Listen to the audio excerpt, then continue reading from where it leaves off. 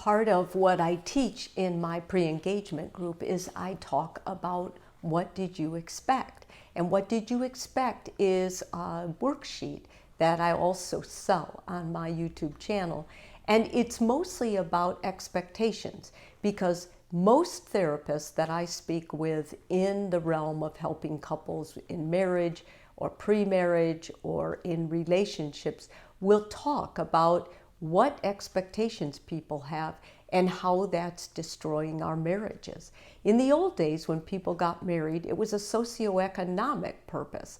Basically, they were expanding their family. They were expanding their family, they were achieving social status, financial status, and the ideal was the couple would be supported by more family and they would live in their marriage forever. The expectations were low. They knew what they had to do. Their role was defined. They were going to work and have children and raise those children and then get old together. Now in marriages, modern marriage, there's those expectations, although people deny them, but they're there because we were raised with them. Plus, their partner's going to be their best friend. They're going to be their romantic lover. They're going to be their confidant. They're going to be their travel buddy. They're going to be the one who takes care of them if they get sick or when they need something. And they're going to stay there forever and help them raise kids and help them with their career choices. There's too much. There's too much pressure on marriage.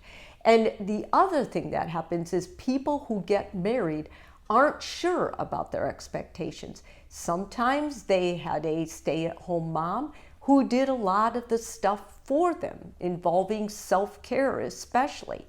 And they went from that situation into a marriage.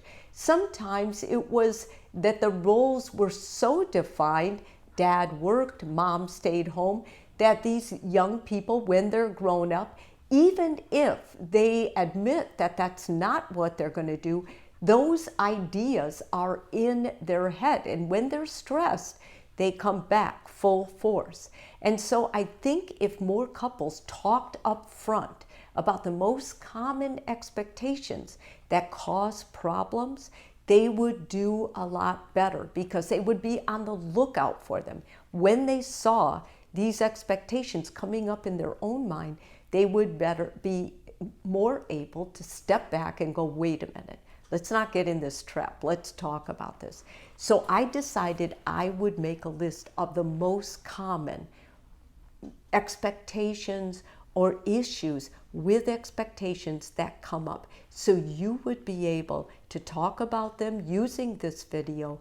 And then there is a worksheet on my YouTube channel called What Did You Expect? Maybe you'd want to download that, maybe not. If you listen to this and you write things down and talk about it with your partner, there's a good chance you can work around a lot of those expectations that cause other people issues. The first of these is if you feel like you found a missing puzzle piece for you. Okay, if you feel like you're walking around missing something in your life until you look for your partner, that's not necessarily a romantic or good sign. In fact, it means that there's an area of you that needs healing, and you're aware of it, and you're going to wait until you find someone that you might call your soulmate or your forever person and dump this need onto them. And that's unfair. If you feel like you have a missing piece in you and you haven't found that significant other yet, much better you go to therapy and figure out where that void is, what it is, so you can do the work, this mental health work that's going to help you fill that void, and you'll know it.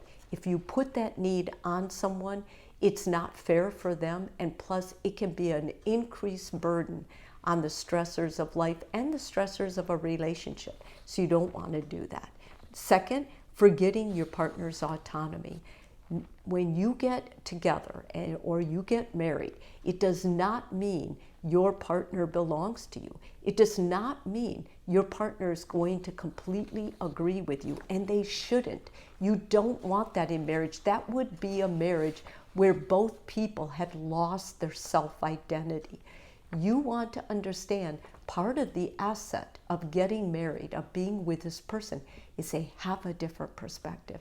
They have a different angle of how they solve problems. Instead of expecting them to see your issues your way, ask them, what do you think? What do you see? When I tell you this, what's your first gut feeling?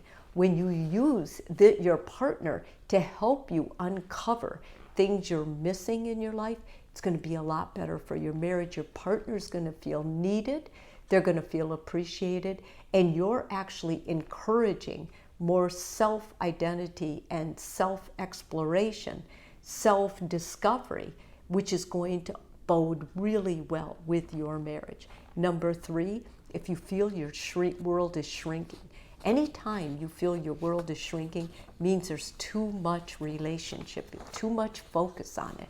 So get out there, consider volunteering, consider getting involved in new hobbies, find new people, find new couples that the two of you can go out with.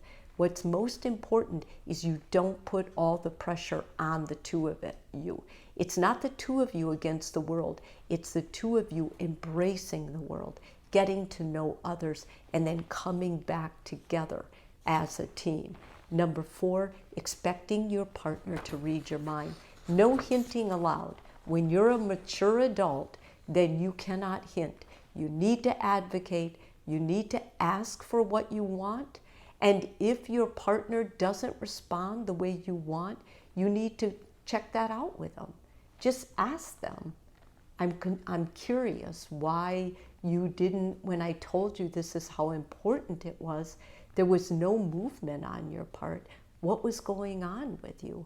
And they may tell you, maybe something that's hard to hear, but it's going to be important because it's the truth. You're no longer just getting resentful because you never get what you want from a hint. Next, expecting your partner to take care of you. It is not your job, your partner's job, to take care of you. It is your job. It's not your job to take care of your partner. It's their job. Self-care is part of being a responsible adult. You take care of your own diet. You take care of your exercise. You take care of your grooming. You take care of your medical needs, your mental health needs.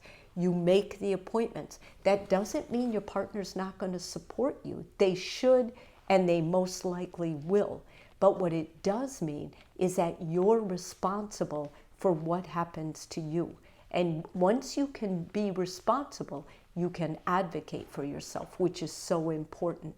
And lastly, accept who your partner is. They don't have to be on a pedestal. They do not have to be part of a romantic fantasy.